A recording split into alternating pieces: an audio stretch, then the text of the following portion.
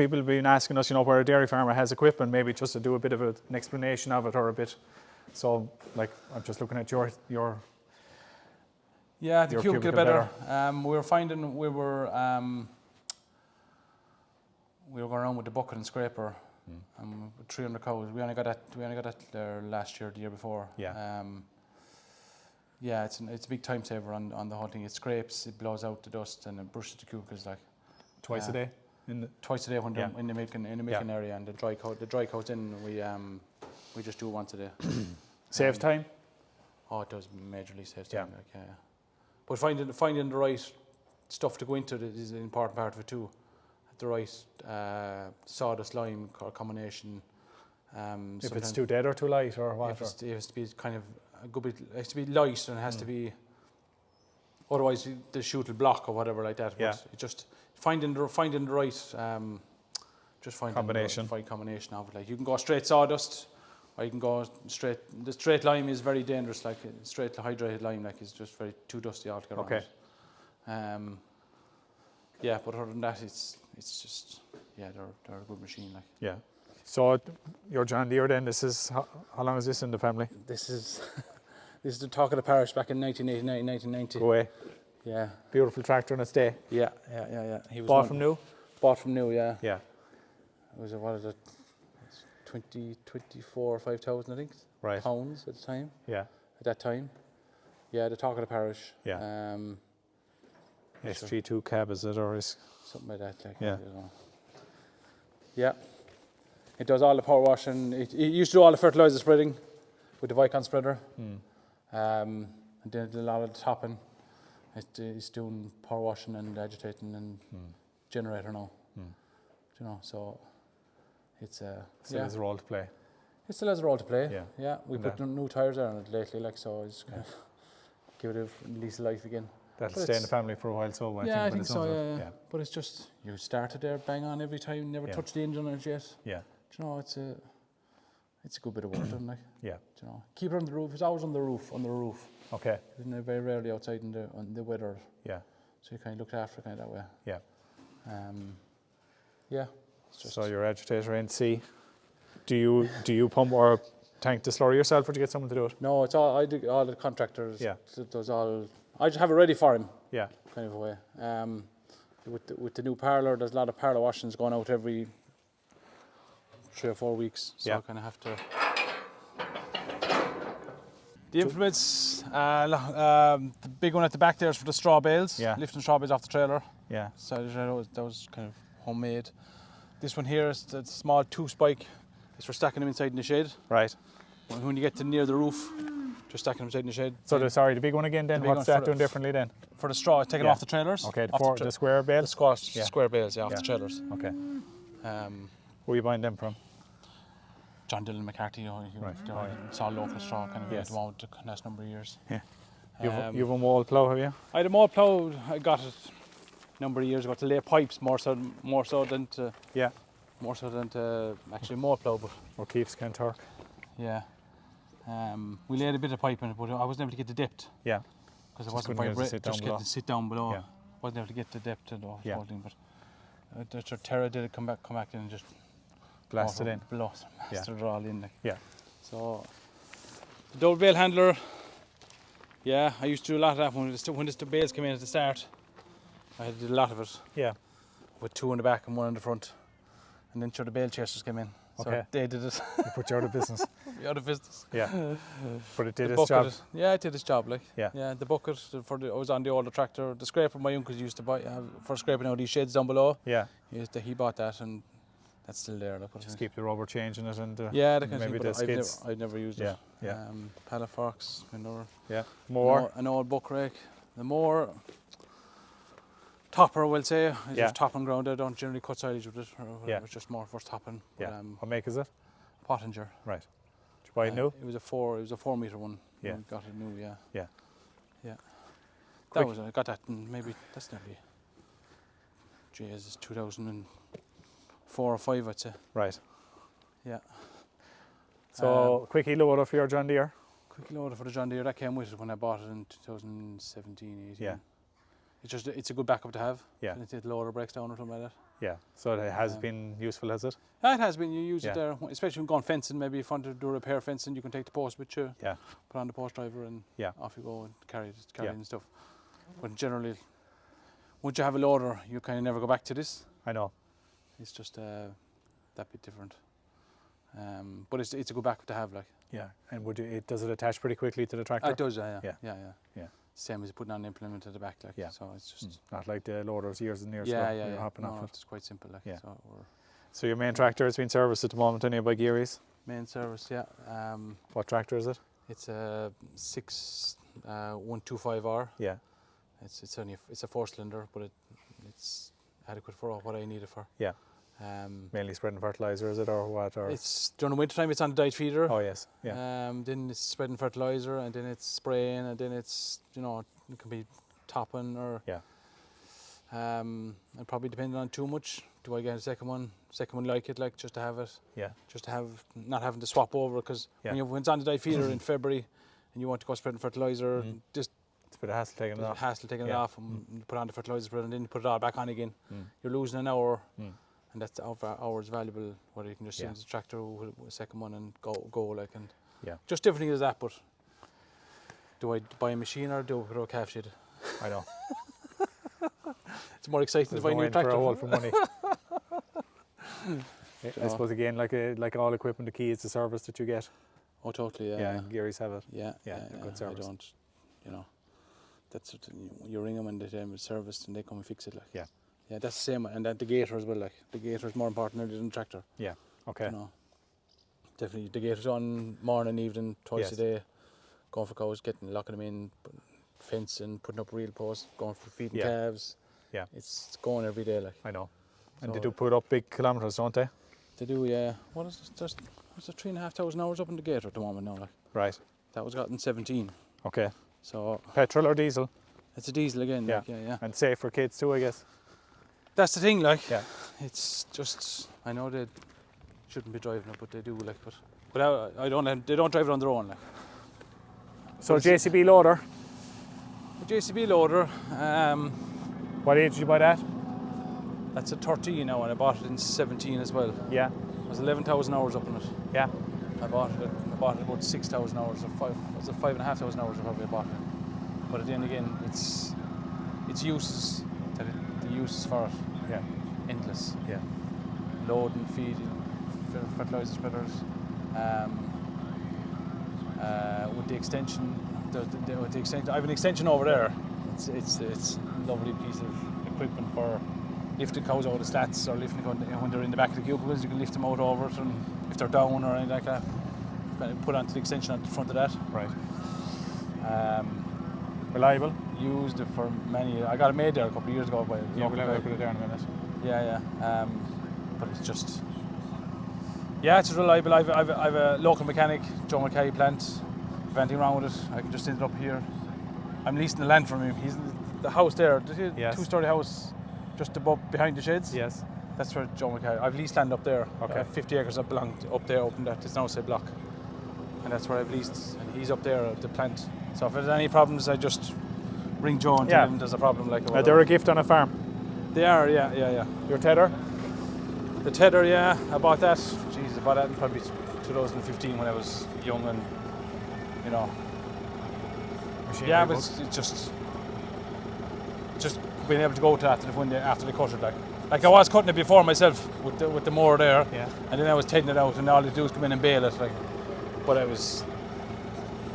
I could be out at late at night, 10 or 11 o'clock at night, doing this tedding and cutting, and the boys come in, cut it, and I just go tedding it now, like, and they come in, bale it, and whatever. And is it only for the bales you do it? That's all. Yeah. No, Okay. No, there's bigger machines for that, for the first cut and stuff like that, so I don't go near it. So looking at we need contractors. No, and they're key. They're key to the whole thing. So as farms get bigger, they're becoming more important. Yeah. We need their support. Like, so. Tell us what this is here. That's the yard brush. Yeah. So that goes onto the front. The grab there, the Proti grab. Yeah. So the tines go in and they kind of close on over it. Okay. So it locks into place, like, so the brushes. Yeah. That brushes the yard up after we feed them. After we feed the diet feeder or clean the silage bit in front of them. Yeah. So we just hook it on every day. You don't have to get off or anything. There's no pipes to change or hoses. Okay. Would you use it a lot in the? I would use it every day in Yeah. the springtime. Like. Okay. Um, So this is your extended arm or whatever. so it's my extended arm for. Took me a lot of tight areas inside during the winter time. Yeah. If a cow goes down in the back of the cubicles, you can reach in and get her Okay. out. Yeah. Lift her up or get her out of it, or putting tyres on the back of the silage bit now is a big one. The back of the silage bit, you can reach up. Okay. You can drop them up. Yeah, and on the angle. On the Yeah. slope, like. Okay. So the loaders, all that. I don't lift any of those big tyres anymore. Yeah. You bring them all over there in heap, and then you pick them Yeah. up with the hook, the front, That's a handy hook for that. and it just picks up the tyres and drops them into place. And, Handy. you know. They're not easy to lift around the place, those ones. Yeah. With the quick coupler on the loader, then Yeah. for the attachment for the hydraulics, Okay. just the lever slotted in quick, rather than because you can't depressurize the loader. The older loaders, you can't depressurize when you're taking off the hoses on the old. So I was getting sick of that. You'd have to turn off the loader, Yeah. to release the pressure, and then go Yeah. back out again. And, so I just got this docking station. Good. So Nifty piece. So yeah, should we look at the implements here first? So yeah. So you've got your bucket, silage pusher. yeah, My father made that. yeah, So once again, the forks go in here, and it closes down in over it. okay, So you're latched into it. yeah, So it's just easy to pick it up when the fork is on it. You just pick it up and down, and whatever. Yes, You can drop yeah. it anywhere and go. and say why you grab as opposed to shear grab. Well, I had the shear bucket as well. Okay, That was bought first when we were self-feeding the silage. We were bringing in all silage before we got the dyed feeder and stuff like that. So that was all brought in. All the silage was brought in with the grab. yeah, So we're still using that every day. Like yes, once you're finished with this shear bucket, you're just using the shear bucket for the silage. Like you're not using it for anything else. Rather, you're not using it for collecting dung or anything of that crack. So the fork does all that. So, and to pick up those implements, then you need that for the brush okay. and that. So And maybe on your gator then. So what did you before the gator? A G quad?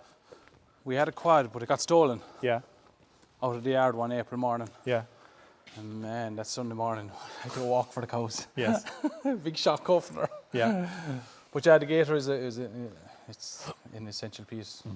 It's safe. It's roadworthy and all that kind of stuff. We have stuff over the road, so we get roadworthy, taxed, insured. yeah, Lights, and get serviced every whatever it needs, 200 hours. Well, less than 200 hours, I suppose. yeah. But And plenty yeah. space in the back to throw stuff into it. plenty of space in the back. There's Yeah. all fence posts, reels, Yeah, a spade to dig the thistles or stones or whatever that crack. okay, So,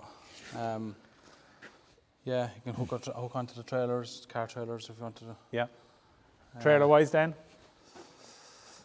A couple of trailers. Trailers, yeah, that was the handy purchase. We always just had the box, the calf box, but if you're trying to get stuff over milk powder from the local co-op or something like that, you will go over and get it or get plastic. Or, Did you buy it new? no, I bought second hand. Yeah, It was very good, good nick. make. Yeah. Well made trailers. Yeah. Your The trailer car box. there, that was bought back in 1994. My father bought a tractor for Deccan Gearys. Yeah, He's been ever since. Like, yeah. it's washed out after every use. Like, West Way is it or something? No. No clue what it was. Yeah. Okay. Um, And that's your dyed feeder anyway, Triole? Trillet dye feeder, yeah, I got that in the dry spell in 18, was it? Yeah. New? It was new. It was down at McCarthy's in Carrigtwohill. Yeah. It was in the yard. I went looking for a dye feeder. If I didn't get that one, I would have been waiting 5 or 6 months for a new one to come in. Like. Yeah. But that was in the yard. It wasn't going anywhere down in their yard. Like, but so it just seems to 20 cube one. So Yeah. you can change the speed on. You can change the speed on inside the tractor. Change the PTO speed in the tractor. You don't have to get out or change. Flick a lever. It's electronic. It's electronic change in it. Okay. And then it's linked up to the key and in touch. Right. So Did it come with that or did you No, put no, that I on had after? to retrofit that afterwards. Yeah. So they can control the diets. We can change diets, over on the internet and all that kind of stuff, and Right. they can look at it then as well. Yeah. Whether you're underfeeding or overfeeding or putting in too much or too little, they can tell you and all this kind of stuff. I see. So, but yeah, it works once you get the right. Once you have the ingredients tested right. Like if it's a dry matter of silage, if it's too wet, you can put it in. It's only at 20% dry matter or whatever. And if it's too dry, then at 35%. It makes an awful difference to what you're feeding out. Right. Whether they're going to be hungry or not. Like. Right. So all that kind of stuff is important when you're going into the technology part of it. Yeah. To get your straw right, to get your meal right, to get your silage tested, to get your maize tested, and once you have it tested and you put it into the diet feeder, it'll come out and they have the right amount in front of them. You know, it's not just go in and throw it in and mix it and it'll work in the big end. I know. Um, So for all the diet for all the animals, you have to put it through the diet feeder. there's a dry cow diet, and then when there's a milking diet, Yeah. you just come in when there's enough of them there for the milking diet for it to mix fully, like. Yes. Because if you mix 10 cows in that now, you wouldn't get the chop on the straw, you wouldn't get the chop on the maize or the silage, that kind of thing. But yeah, once you get about 50 cows in it, you'll get a great mix in it, and you can be very accurate. And once you go above 50, you're getting very accurate on the mix, like. Right. Same with the dry cow. If you get a full feed, you get a great mix in it. If you only have a half a thing, it's hard to. The dry cow is much lighter. It's a much drier diet, and the straw makes it harder to chop down and harder to mix. Is there a SIM card in that to communicate, or how are you communicating to the box? There is a SIM. There must be something in it. Anyway. Yeah. Some kind of a SIM. Yeah, Vodafone. it's Vodafone to talking to the internet. Anyway. Yeah. It's linked to 3G or something, or 4G or whatever it is. So Good. I shouldn't have one, but on a grassland management, you shouldn't have one. But you know, but again, I have options. I have options when they come to a tight spell. Yeah. That you can buffer feed and you can dry cow diet. They're getting the dry cow. If you go feed them straight silage, I kind of feel they can put on an awful lot of chubby fat over the winter time if it's very good, and you find it very hard then to restrict them on straight silage. So you just kind of. It's fair to say your grazing is still driving the whole system. Yeah, the diet feeder grass is still the key part of the whole thing. Like. Yeah. So we might have a look at the parlour down here. Yeah. Safety cage handy. It's very handy, yeah. We're putting up plastic on the walls before the silage. Clean out the chutes. Just different things like that. Yeah. Small handy things. Getting tennis balls out of chutes and the lads hitting them up there. And no ladders needed. No ladders needed. So that's that's a shear bucket. Yeah. Pro dig or? Pro dig, yeah. Yeah. Happy with it? Yeah. What's the benefit of the bucket with the shear grab, do you think? Is there less waste or no, it's not the waste at all. It's for more when you're putting in meal into the diet feeder. Okay, one implement is doing it. Fine. And it does the bales in as well. I've taken off the yoke for grabbing the plastic off the bales. Yeah. But that broke, like, but I have a new one there to put on. So when you have a lot of bales, you can slice the bale in half and hold it onto the plastic. Right. But now there's no netting. It's taking just the plastic and it's great that way. Okay. So. What's it like pushing that into silage pit? You'll never push it in the whole way, like. No. But if you were to lift a full block of this, like, you'd know about it. Yeah. It's an awful pressure on the weight. You don't need to anyway, because if you're dumping a full block of that, a full solid block of that into the diet feeder, like, you go. Yeah. That's putting. Yeah. That's more pressure on the whole. If you just put in a small bit, I know. You're going to be waiting it in anyway to mix it. Yes. So you might as well just put in little and often into mixing it and just mix it, and it'll be all done by the time you have less time to wait at the end. Yeah. So that's a fair point. Your post driver? Post driver from replacing the odd a lot of posts to replace. Yeah. But just handy to have hook up again. Yeah. But then again, as I find, if you want to do that job in the springtime, you don't have a second tractor. It's very slow to do it. You're kind of waiting for you have to wait for. I have to wait for a block of time now to go do it. Like today now I should be fertilizer spreading and all that kind of stuff. Or I could allocate time to go spraying, or I could allocate time to go do this, like, or all the kind of jobs, like. But you have to kind of figure out that. Yeah. So having come out the other side now, say of the project, I suppose on the planning side and on the design side, you were saying earlier in terms of trying to visualise what the end product would be like, or the whole time it takes to print or to plan it. It takes a lot. Like, I started looking in 2017 at this project. I went over to Wales to Simon Thomas's. That's where I started looking at the whole thing. Like, I milked in Rotary when I was in college, so I kind of wanted Rotary kind of from back then. But the process of picking a site, laying out what site you want, Yeah. what in it, how much can you afford, how much can you get from the banks, Yes. planning how long it's going to take. I was lucky enough the planning wasn't extraordinarily difficult. It was kind of straightforward. You know, you put in your spec and what you want to draw, put in your footprint. But like Grassic were there to do that planning, and it was, I find it just, if I went to on my own about it, it would have been a lot more difficult, I'd say, Yeah. much more. Yeah, and it's hard to prevent getting everything right, but I suppose having a plan and at least having a scaled or a survey of the existing site and Yeah. the space you have available, and All that I kind of, suppose the ability to infill now again, you know where everything is, even though you started maybe slightly to the right of the site. yeah, You have yeah. space now you can infill. Space. But it's all kind of ended up square. Even from the first shed that we built, you build a square off that shed, Yeah, and it's kind of all in lines now. That kind of, you know, it's, you can just kind of work away on that, and it's all kind of square to the whole building from the front of the house, you know, down, like, and Yeah. you know, but like, it's all a joy to be able to go out there in the morning now, and you can walk around there in the evening with guests or visitors, and you Yeah. walk around in your shoes, like, and Yeah. it's just to be able to walk around and see the whole thing. Yeah.